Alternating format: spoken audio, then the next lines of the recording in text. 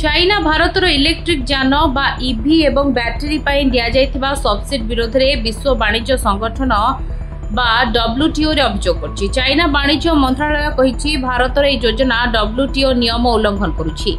या घरे कंपनी को अधिक लाभ देउछि एवं आमदानी बदल में सब्सिडी जहाँ निषिद्ध जहाँ चाइनार स्वार्थ को क्षति पहुंचाउछि।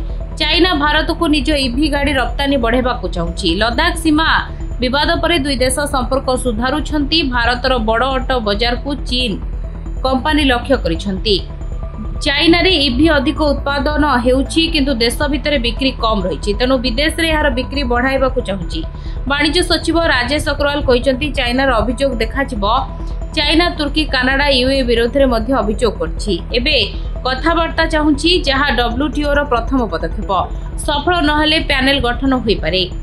चाइना भारतर द्वितीय बड़ वाणिज्य सहयोगी। 2024-25 रे भारत को चाइना को रप्तानी 14.25 रु कमी 14.5 बिलियन डॉलर होइतिबा बेले आमदानी 11.52% बढ़ी 113.45 बिलियन डॉलर होइछि बोली वाणिज्य नियंत्रण 99.2 बिलियन डॉलर रे पहुंची।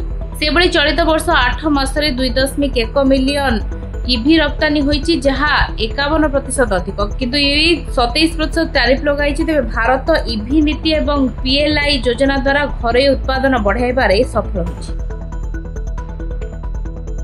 Bureau report Dinlipi live.